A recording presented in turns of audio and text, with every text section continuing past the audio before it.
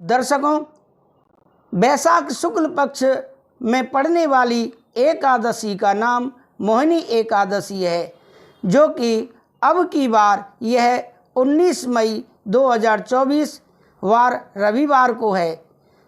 मोहिनी एकादशी व्रत कब से कब है? 18 मई 2024 प्रातः 11:22 से लेकर 19 मई 2024 दोपहर 1:50 तक है। व्रत तोड़ने या कहीं पारायण का जो मुहूर्त है वह 20 मई 2024 सुबह 5:28 से लेकर प्रातः 8:12 तक है। तो दर्शकों, ये मोहिनी एकादशी का व्रत आज रविवार के दिन है। हिंदू पंचांग के अंतर्गत प्रत्येक माह की 11वीं तिथि को एकादशी कहा जाता है। एकादशी को भगवान विष्णु को समर्पित तिथि माना जाता है। एक महीने में 2 पक्ष होने के कारण जो 2 एकादशी होती हैं, एक शुक्ल पक्ष में तथा दूसरी कृष्ण पक्ष में। इस प्रकार वर्ष में कम से कम 24 एकादशी हो सकती हैं, परंतु अधिक मास की स्थिति में यह संख्या 26 हो सकती है।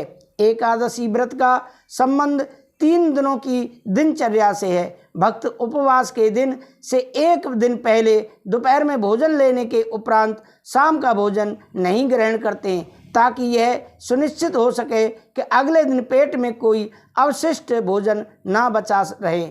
भक्त एकादशी के दिन उपवास के नियमों का कड़ाई से पालन करते हैं तथा अगले दिन सूर्योदय के बाद ही उपवास समापन करते हैं। एकादशी के व्रत के दौरान सभी प्रकार के अनाज का सेवन वर्जित होता है।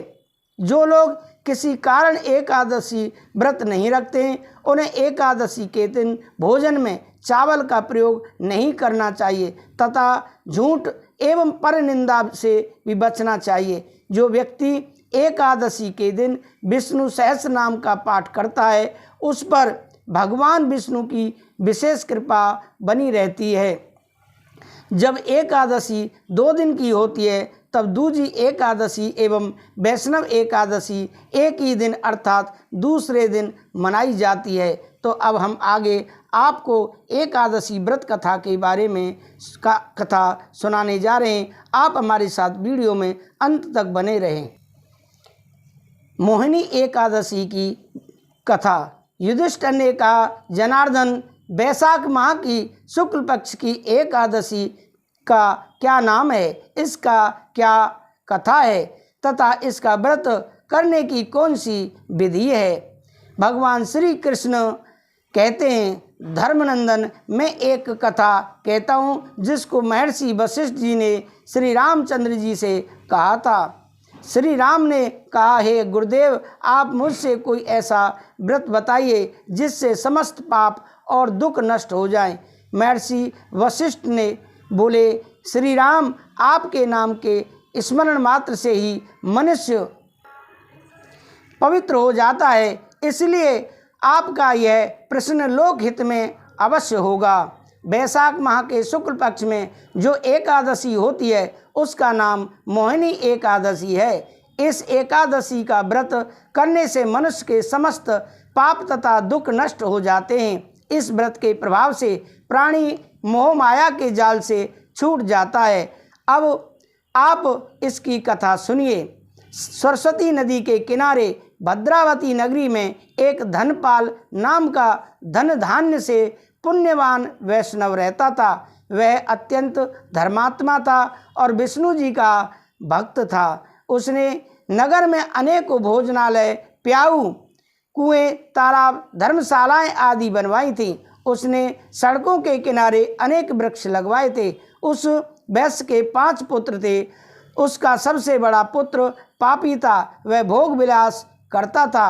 वह देवता, पितृगण आदि को नहीं मानता था। वह अपने पिता के धन को बुरे व्यसनों में खर्च करता था। इस प्रकार उसके पिता ने उसे घर से बाहर निकाल दिया।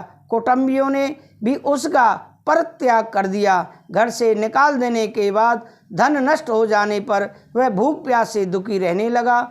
उसने चोरी करने का विचार किया और रात्रि में चोरी करने लगा। एक दिन वह चोरी करते हुए पकड़ा गया और राजा ने उसे कारागार में बंद कर दिया। कारागार में राजा ने उसको बहुत दुख दिए, उससे नगर छोड़ने को कहा। अंत में वह दुखी होकर नगर को छोड़ गया और जंगल में रहने लगा।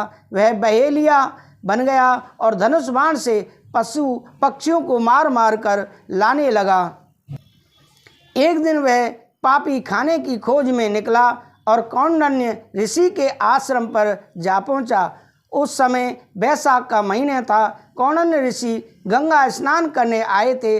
उनके भीगे वस्त्रों के छींटे पड़ने मात्र से इस पापी को कुछ सुबुद्धि प्राप्त हुई। वह पापी मुनि के पास जाकर हाथ जोड़कर उनसे कहने लगा, हे मुनि, मैंने अपने जीवन में बहुत से पाप किए हैं। आप इन पापों से छूटने का कोई साधारण उपाय बताइए। ऋषि बोले, तुम बैसाख माह के शुक्ल पक्ष की मोहिनी एकादशी का व्रत करो। इसका व्रत करने से तुम्हारे समस्त पाप नष्ट हो जाएंगे। मुनि के वचनों को सुनकर वह बहुत खुश हुआ और मुनि की बताई हुई विधि के अनुसार उसने मोहिनी एकादशी का व्रत किया। युधिष्ठिर जी बोले, श्री राम जी, उस व्रत के प्रभाव से उसके सभी पाप नष्ट हो गए और अंत में गरुड़ पर सवार होकर विष्णु लोक को गया। इस व्रत से मोह आदि भी नष्ट हो जाते हैं। इसके माध्यम के श्रवण व पठन से 1000 गोदान के बराबर पुण्य मिलता है। कथासार, मनुष्य को सदैव संतों का संग करना चाहिए। संतों की संगति से प्राणी को न केवल सद्बुद्धि प्राप्त होती है बल्कि उसके जीवन का उद्धार हो जाता है। पापियों की संगत प्राणी को नरक में ले जाती है। ऐसे दुष्ट व पापी संकट पड़ने पर साथ छोड़ देते हैं और तब व्यक्ति स्वयं को अकेला पाता है। तब भी कौंडिन्य ऋषि जैसे सज्जन ही उन्हें सद्मार्ग बताते हैं। तो दर्शकों, आपको हमारी ये कथा कैसी लगी, आप हमें कमेंट करके अवश्य बताएं। अगर आपने अभी तक हमारे इस YouTube चैनल को सब्सक्राइब नहीं किया है तो आप ऐसी धार्मिक वीडियो देखने के लिए हमारे इस YouTube चैनल को ज़रूर सब्सक्राइब करें। मैं विदा लेता हूँ। राधे राधे, जय श्री राधे।